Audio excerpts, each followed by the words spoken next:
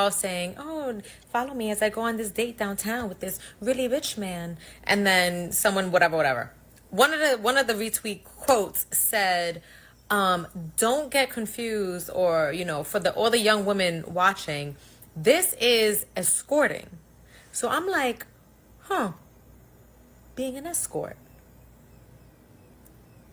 It really made me think for a second. Okay, so I started Googling it. And I'm like, all right, what's the difference between escorting? What's the difference between prostitution, dating, whatever? So what I found is that prostitution, obviously, you selling a kitty cat.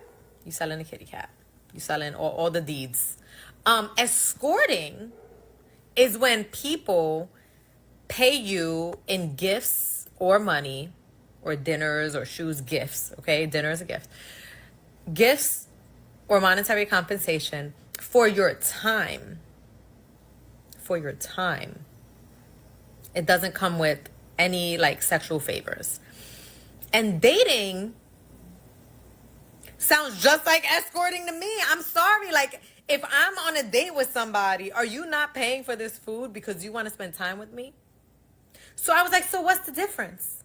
Is the difference that, escorts don't give a damn about who the man is? But what if she starts liking him and like actually does start giving a damn about who she is? Then does it go from escorting to dating? And what if you're dating someone and then you stop liking who they are and you don't break up with them? Then are you escorting? I don't know. Don't know. I mean, I think escorting is very, a little more obviously like I am doing all of this so that you could be on a date with me. I just find it to be really murky. And I think it's weird that there's a stigma against escorting. I don't really see a problem with it. I don't really see a problem with it. I'm not one to go on a date with somebody that I'm not interested in for any things. But for the girlies that want to do that, I don't knock it. Like, I don't know why there was shade on the internet. I don't know. I know. Your first thoughts? She's muddy in the waters, but the waters are muddy. Mm-hmm. So I'm like, I don't know. Like, I'm kind of saying the same thing that she's saying. Like, there should be a difference, but there's no difference with people with money. Like, the last couple of weeks we've been talking about men and women of a certain age with means who are paying for people's time. So let me just break down what she's saying. She's saying prostitution to get straight up and down, selling, sex, whatever. Yeah. Escorting is paying for time. Like, all right, you'll pay. Pretty Woman was the escort, right? She was a prostitute.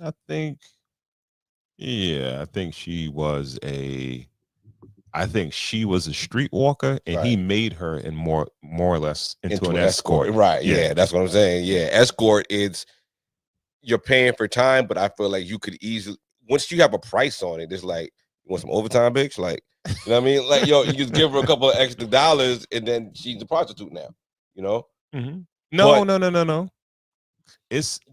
I think it's easier to change a prostitute into an escort, but why would you escort into that? a prostitute?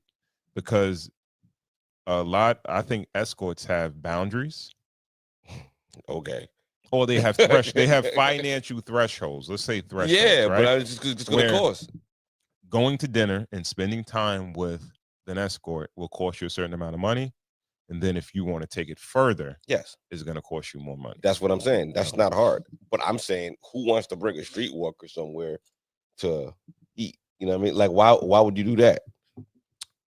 Well, what I'm saying is that if you want to spend more time, right? If you meet a streetwalker and the first transaction is a transaction for that, and then you say, yeah, you know what? I'm going to get something to eat. You want to come? I'll pay you for your time. Now she's an escort. Now she's an escort, right? Yeah. So easy money. Yeah, it's easy money for her. It's like, I get paid not to. Yeah. But now with the people with means, men and women, older men and women with money, paying for time with the younger women and men, there is some money in the waters, because they're paying for it, which is escorting and prostitution, but they're calling them their girlfriends. See, okay. Regular people Wait. don't have this problem. I feel like regular people have clear boundaries. So we're gonna get to the regular people. Right now, we're talking about, because that's what I was going to say. Yeah, right. Because every situation is not one group of people liking another group of people more than the other. I think there are situations where the percentages as far as liking on both sides might be a little more balanced. Yeah. When you talk about age gap dating, of course, we're talking about the value of looks versus the value of money or finances, stability. Yeah. And that's how those two people meet, or they meet in the middle. Mm-hmm. One offers one thing, one tangible thing, and another one offers another. Yeah. And that's the equal exchange in a sense. Mm-hmm. But as long as people understand what they bring to the table, I think everything is fine. But when you're saying that one person is bringing money, stability, and one person is bringing looks, that's an escort. Then once you add sex to it, that's prostitution. Well, then you would possibly and then you're in a relationship. Like, let's say the term trophy wife is escorting in a sense. Yeah, long-term escorting. It's a lease. Okay. And it's a lease. And then when that woman reaches a certain threshold of her beauty and she passes that mark, or that man loses money, he trades in that lease and gets he might go get a new. Yeah. And that's where the positives and the negatives of both situations happen. Absolutely. You know what I mean? Yeah. It just, in every relationship, you're trading something, you're sacrificing something, you're giving something. You can't get something for nothing. Yeah. You know what I mean? So, well, I don't know. You can. So, like, people really listen. We're talking extremes. We talking extremes a lot because that's what gets people to click, and that's the salacious thing. But a lot of people just meet at work, at the warehouse, or meet at the library, meet in school, and they just generally just like each other. Mm-hmm. I feel like real love is poor. Like, two people without anything. It's not poor. It just doesn't cost anything. Love really doesn't cost a thing. Yeah. Right. Nah. Yeah. It's a. You can just watch Netflix, order takeout, chill out, just be together, build.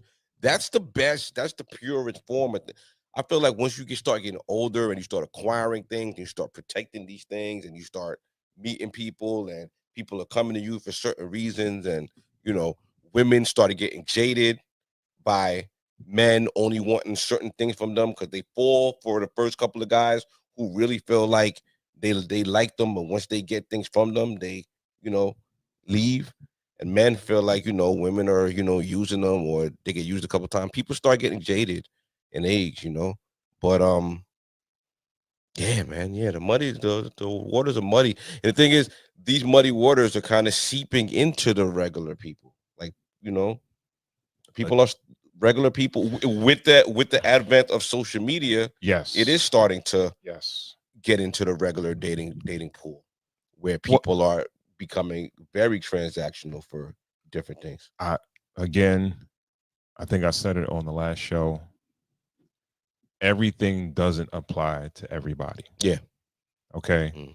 If you're a regular working class person and you don't have a bunch of, I guess, assets and things to protect, doesn't really apply to you like that, right? Mm. But when regular folks try to apply, like, as far as regular men try to apply financial advice from millionaires to their life, and they're regular working guys, and women apply advice from models and the who society deems as the most beautiful women, and you're not that, then that's when it gets murky. Yeah. You understand what I'm saying? Because you might be an average guy financially. You might be a decent looking woman, right? Not saying you're ugly or you're not, they wouldn't call you a dime, but that doesn't really apply to you. And when men start to apply these tactics to our dating life, and we don't have it like that, and these women try to apply this to their dating life and they don't have those looks, then it gets weird. Right. And it doesn't really make sense.